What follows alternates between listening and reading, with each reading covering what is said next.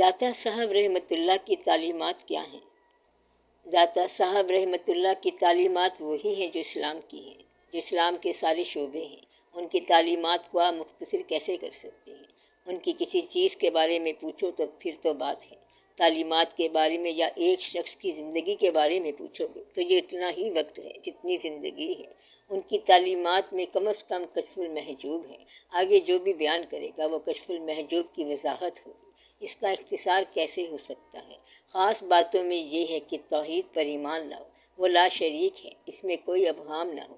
عبادت کی ڈائریکشن جو ہے وہ پیور اللہ تعالیٰ کی ذات ہو، جو فنکشن اللہ کا ہے اس فنکشن کو اللہ تک رکھو، جو عبادت آپ اللہ کی کرتے ہیں وہ اللہ ہی کے لیے ہو۔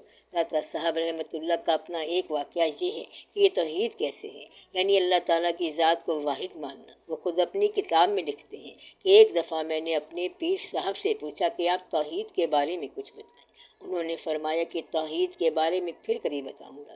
ایک دن ایسا ہوا کہ وہ اپنے پیر صاحب کے ساتھ حج کرنے جا رہے تھے، راستے میں ایک جگہ پڑاؤ کیا۔ وہاں جب بیٹھے ہوئے تھے تو سامنے گھوڑے پر ایک سوار نمودار ہوا۔ ہمارے قافلے کے سردار یعنی ہمارے پیر صاحب ان سے جا کے ملے، استقبال کیا۔ دونوں نے آپس میں کوئی بات کی، وہ سوار واپس چلا گیا۔ ہمارے پیر صاحب واپس آ گئے۔ میں نے پوچھا کہ جناب یہ کون صاحب تھے، آئے کیوں اور گئے کیوں؟ فرمانے لگے کہ یہ تمہارے سوال کا جواب تھا کہ توحید کیا ہوتی ہے۔ داتا صاحب رحمۃ اللہ کہتے ہیں کہ میں نے بڑا غور کیا کہ سوال کا جواب گھوڑے پر سوار کیسے آیا۔ پیر صاحب نے وضاحت کی کہ بات یہ ہے کہ یہ تھے خضر علیہ السلام۔ وہ آئے تھے اور کہنے لگے کہ آپ کہاں جا رہے ہیں؟ پیر صاحب نے کہا کہ ہم حج پہ جا رہے ہیں۔ انہوں نے کہا کہ آپ حج پہ جا رہے ہیں، اگر کہیں تو میں بھی آپ کے ساتھ چلوں۔ پیر صاحب نے کہا کہ آپ ہمارے ساتھ نہ چلیں۔ وہ کیوں؟ اس لیے کہ جس کے نام کا حج ہے اس کی جگہ پہ تیری عبادت میں لگ جائیں، ہم تمہارے خیال میں گم ہو جائیں تو ہمارا حج توحید سے باہر ہو جائے گا۔ توحید کا مطلب یہ ہے کہ توحید اتنی مفرد ہو، اتنی واحد ہو، اتنی پارٹڈ ہو کہ اس کے اندر کوئی اور خیال شریک نہ ہو، یعنی کہ وحدت فکر ہونی چاہیے۔ مثلاً ایک آدمی اللہ کے پاس جا رہا ہے، مسجد میں چلا گیا، وہاں کسی نمازی نے اس کو پیچھے کیا یا اسے کسی کا ہاتھ لگ گیا تو وہاں پر لڑائی ہو سکتی ہے، تو وہ مسجد میں جھگڑا کر گیا۔ تو اللہ کی طرف جانے کے بعد اگر پھر بھی تم دنیا کی طرف رہتے ہو تو پھر تمہیں توحید کا کیا پتہ چلے گا؟ توحید جو ہوتی ہے وہ وحدت مقصد کے ساتھ ہی آتی ہے، وحدت فکر کے ساتھ ہی آتی ہے۔ اور یہ اسی طرح ہے جس طرح کوئی دیکھنے والا ہو اور اسے پتہ نہیں ہوتا کہ وہ کہاں جا رہا ہے۔ وہ انسان اپنے پاؤں نہیں دیکھتا بلکہ جہاں جا رہا ہوتا ہے وہ مقصد دیکھتا ہے، تو آنکھ سے آنکھ مل جاتی ہے اور پاؤں خود بخود چلتے رہتے ہیں۔ اس طرح انسان سفر کرتا جاتا ہے، جب اس کا مقصد توحید ہو جائے تو اس کا باقی سفر کٹتا جاتا ہے۔ تو توحید کا مدعا یہ ہے کہ مقصد واضح ہو، یہ واضح ہو کہ ہم یہ بات اللہ کریم کے لیے کر رہے ہیں اور یہ اللہ کریم کے لیے ہی ہو۔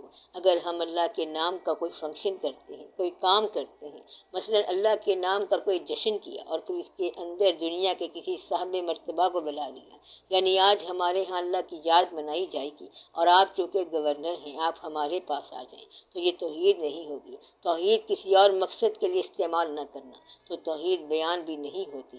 جیسا کہ میاں محمد صاحب رحمۃ اللہ نے کہا ہے، اے توحید محمد بخشا دست سے کون زبانی، یہ زبان سے تو بیان نہیں ہوتی۔ وہ جو رسی پہ چلنے والا ہوتا ہے اگر اس سے پوچھیں کہ تو کیسے چل گیا، کیونکہ اتنی باریک رسی تھی، اتنا لمبا فاصلہ تھا اور نیچے کھائی تھی، وہ کہتا ہے کہ ہمیں کھائی نظر نہیں آئی، ہمیں پاؤں بھی نظر نہیں آئے، ہمیں وہ مقصد نظر آیا جدھر ہم جا رہے تھے۔ ادھر دیکھتے جاؤ تو رسی بھی کراس ہو جاتی ہے اور بندہ کھائیوں سے بھی بچ جاتا ہے۔ کھائیاں جو ہیں وہ زندگی کی کھائیاں ہیں، تکلفات کی کھائیاں ہیں، بندہ یہاں ادھر ادھر گم ہو جاتا ہے۔ جانا اللہ کے گھر میں ہے، مسجد میں پوچھتے ہیں کہ تو کہاں کا ہے، تیرا دفتر کون سا ہے، کہتا ہے کہ میرا دفتر وہاں پر ہے، اچھا تو وہاں پر ہوتے ہیں، میں کل آپ سے ملوں گا، فی الحال میں نماز پڑھ لوں۔ یہ جو ہے مسجد سے دنیا نکالنی ہے، اس سے بچ جاؤ۔ یہ داتا صاحب رحمۃ اللہ کی تعلیم ہے۔ مقصد یہ ہے کہ اللہ سے صرف دنیا نہ مانگنا۔ توحید کا مدعا یہ ہے کہ انسان اصل مقصد میں قائم رہے، طور کی نشاندہی پر قائم رہے۔ پھر انہوں نے رسالت پر ایمان بتایا۔ ان کی سب سے اہم بات یہ ہے کہ آج سے پہلے جو لوگ بزرگی کے حوالے سے عزت پا گئے ان کی عزت ہی کرتے جاؤ۔ کسی پرانے بزرگ کو قبر سے نکال کے ڈیفیم نہ کرو، تو اس راستے کو دیکھتے جاؤ، تو آپ بزرگوں کی قدر کرو۔ اس اس راستے میں ملاوٹ نہ کرو، جھوٹ نہ بولو۔ اللہ نے اگر بزرگ نہیں بنایا تو بزرگ مت بنو، جتنا کچھ اللہ نے بتایا ہے یا بنایا ہے اتنا ہی رہو۔ انہوں نے یہ سارے واقعات کہانیوں کے روپ میں بڑی اچھی طرح سمجھائے، مثلاً یہ کہ فقیر کا راستہ کیا ہوتا ہے۔ فقیر بڑی بڑی طرز کے لوگ ہوتے ہیں۔ ایک واقعہ ان کا آپ کو پہلے بھی بتایا تھا۔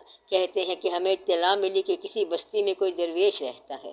ہم نے سوچا کہ چلو اس درویش کو ملائیں۔ وہاں ہم چلے گئے اور اس کے پیچھے نماز پڑھی۔ انہوں نے جب جماعت کرائی تو ان کے تلفظ میں کچھ صحت نہیں تھی۔ داتا صاحب رحمۃ اللہ خود بہت بڑے عالم تھے، شریعت کا بھی ان کا ایک خاص مقام ہے۔ ان کی قرات میں داتا صاحب رحمۃ اللہ کو زبر زیر کچھ صحیح نہ لگی یا تلفظ بیٹھا ہوا لگا۔ انہوں نے نماز توڑ کے الگ پڑھی اور ان سے ملے بغیر ہی آ گئے۔ واپس آئے تو شام ہو چلی تھی۔ راستے میں دیکھتے ہیں کہ شیر آ گیا، گرج رہا ہے۔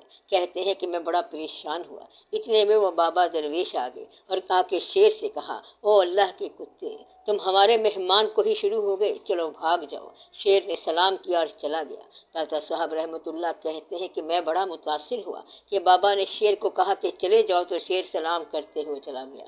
انہوں نے پوچھا کہ بابا جی یہ کیا بات ہے؟ انہوں نے کہا کہ تو تلفظ ٹھیک کر، یہ اور باتیں ہیں۔ مطلب یہ ہے کہ تلفظ ٹھیک کرنے کی بجائے پہلے نیت ٹھیک کرو۔ اگر نیت صحیح نہیں ہے تو تمہارا تلفظ کیا ٹھیک ہوگا؟ تو اس بات سے بچو اور نیت درست ہونی چاہیے۔ جس آدمی کی نیت صحیح نہیں ہے وہ چاہے خلق سے کاف نکالے یا زبان سے، اگر طوطا کلام پڑھ لے تو وہ طوطا ہی رہے گا۔ ذکر کرنے والے طوطے بھی بہت ہوتے ہیں اور وہ اللہ کا ذکر کرتے ہیں، بہت ذکر کرتے ہیں۔ لوگ اللہ کرتے کرتے مانگنا شروع ہو جاتے ہیں، اللہ کے نام پر جھوٹ بولتے ہیں۔ کچھ لوگ عبادت کرتے کرتے دنیا کے لیے جھوٹ بولنے لگے کہ ایک بابا جی ہیں، بڑے درویش ہیں، اور اگر اس درویش کے کردار کی جستجو کرو تو اس کے کردار میں کوئی کمی بیشی ہوگی۔ داتا صاحب رحمۃ اللہ لکھتے ہیں کہ ایسے لوگ جنہوں نے دنیا حاصل کرنے کے لیے دین کا راستہ اختیار کیا ان کی بخشش مشکل ہے، تو انہوں نے دین کو ایکسپلائٹ کیا ہے۔ ایک جگہ لکھتے ہیں کہ وہ شخص جو مسجد میں ممبر پر خطبہ دیتے ہوئے اپنے علم کو دنیاوی مرتبے کے لیے استعمال کرے،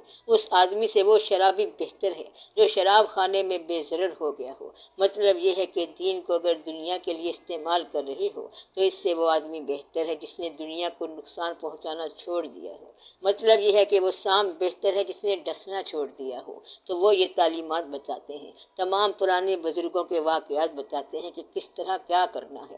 قوالی کے بارے میں بتاتے ہیں کہ اگر صاحب حال نہ ہو تو قوالی نہیں سننی چاہیے۔ ان کی کتاب کا نام کشف المحجوب ہے، یعنی کہ جو محجوب ہے اس کے وہ کاشف ہے، اس کو بیان کرنے والے ہیں، راز کھولنے والے ہیں، حجابات اور پردے اٹھانے والے ہیں۔ سب سے بڑا پردہ تو یہ اٹھایا کہ فقر کو الفاظ میں بیان کیا۔ وہ لکھتے ہیں کہ فقر الفاظ میں بیان نہیں ہوتا، تصوف ہے۔ تصوف جو ہے یہ الفاظ میں بیان ہونے والی بات نہیں ہے۔ یوں سمجھو کہ تصوف کی انتہا اللہ ہے اور ابتدا اللہ کی یاد ہے، بس یہی تصوف ہے کہ اللہ کی یاد میں اللہ کے بتائے ہوئے راستے پر، اسلام پر چلتے گئے، حضور پاک صلی اللہ علیہ وآلہ وسلم کے نقش قدم پر چلتے چلتے کہاں پہنچ گئے؟ جہاں تصوف جو ہے اللہ کے پاس پہنچ گیا، یعنی کہ وصال حق کا جو مخلص راستہ ہے وہ یہ تصوف ہے۔ فرمانے لگے کہ اگر ضابطے میں رہے تو صوفی جو ہے وہ محفوظ رہتا ہے۔ ہر صوفی یا ہر فقیر جو ہے وہ علم والا ہوگا، ہر عارف جو ہے وہ عالم ہوگا، لیکن ہر عالم ضروری نہیں کہ عارف بھی ہو۔ مطلب یہ ہے کہ جس کو اللہ تعالیٰ کی طرف سے عرفان عطا ہو جائے اس کو علم ضرور مل جاتا ہے، اور خالی علم جس کے پاس ہو ضروری نہیں کہ اس کو عرفان بھی ملے۔ تو یہ ہے بزرگوں کے ادب کا راستہ، اسے انہوں نے بڑی بڑی مثالوں سے واضح کیا۔ ایک جگہ فرمایا کہ راز یہ ہے کہ اللہ تعالیٰ نے فرمایا کہ میرے علاوہ کسی کی عبادت نہ کرو، میرے علاوہ کسی سے محبت نہ کرو، لیکن ایک بات یہ ہے کہ اگر کوئی پیغمبر اپنے بیٹے کی یاد میں اتنا روئے کہ اس کی آنکھیں بینائی سے محروم ہو جائیں تو اللہ کو تو ناراض ہونا چاہیے تھا۔ لیکن یہ کون سی محبت ہے جو اللہ کو قبول ہو رہی ہے؟ اور جب بیٹا اپنے بھائیوں کے لیے رو رہا ہے تو یہ کون سی محبت ہے جو قبول ہو رہی ہے؟ اور اتنی مقبول ہو رہی ہے کہ بیٹے کی قمیص جو ہے وہ باپ کی بینائی بحال کر رہی ہے، تو یہ محبت اللہ کو کیسے قبول ہوئی؟ وہ محبت جو اللہ کی راہ میں چلنے والوں کو دنیا کی محبت ہے۔ وہ تفریق ہے۔ اگر آپ اللہ کی راہ پہ جا رہے ہیں تو تفریق ہو گئی، بیٹے کی محبت میں گئے تو کیا ہو گئے؟ تفریق ہو گئی۔ لیکن اللہ والا اگر اللہ کی یاد میں اپنے بیٹے سے محبت کرتا ہے اور اللہ ہی کی یاد میں رہتا ہے تو یہ تفریق نہیں ہے، یہ جمع ہے، بلکہ اس کا نام رکھا گیا ہے جمع الجمع۔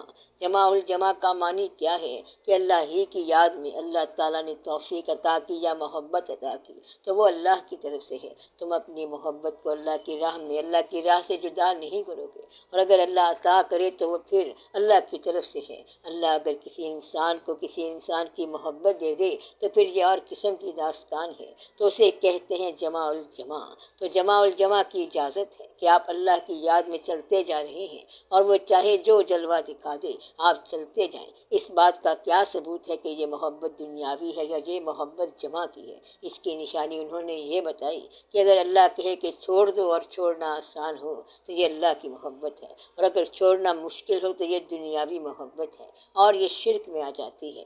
اگر ایک آدمی بیٹے سے محبت کرتا ہے اور بہت محبت کرتا ہے تو یہ محبت اللہ کی راہ میں رکاوٹ بھی ہے اور اللہ کی راہ میں تعاون بھی ہے۔ اس کا ثبوت کیا ہے؟ اگر آپ کو اللہ کی محبت یہ کہے کہ اس بیٹے کو چھوڑ دو، ہمیشہ کے لیے گھر سے نکال دو، پھر اگر تم نہ نکال سکو تو تم اللہ کو چھوڑ کے بیٹے کی محبت میں گرفتار ہو گئے، یہ شرک ہو گیا۔ اور اگر تم اس کو خوشی سے چھوڑ دو کہ جو اللہ کا فرما بردار نہیں وہ میرا بیٹا کس بات کا، جیسے کہ نوح علیہ السلام کو حکم ہوا کہ یہ تمہارا بیٹا نہیں ہے، انہوں نے کہا کہ اگر یہ میرا بیٹا نہیں ہے تو یہ باہر نکل جائے، تو وہ ہے الہیات والی محبت۔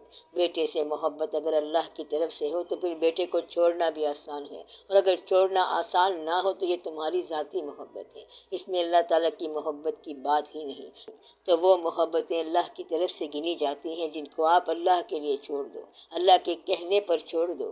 ایسی محبت اللہ تعالیٰ کی طرف سے عطا ہے۔ پیسے سے محبت بھی جائز ہے اگر آپ اللہ کے نام پر پیسے سے محبت کر رہے ہو۔ فرق کہاں سے پتہ چلے گا؟ جب اللہ کی راہ میں پیسہ قربان کرنے سے اتنی ہی خوشی ہو جتنی کی حاصل کرنے کی خوشی ہوتی ہے۔ یہ دیکھا کرو کہ پیسے حاصل کرنے کی خوشی کیا پیسے خرچ کرنے کی خوشی کے برابر ہے؟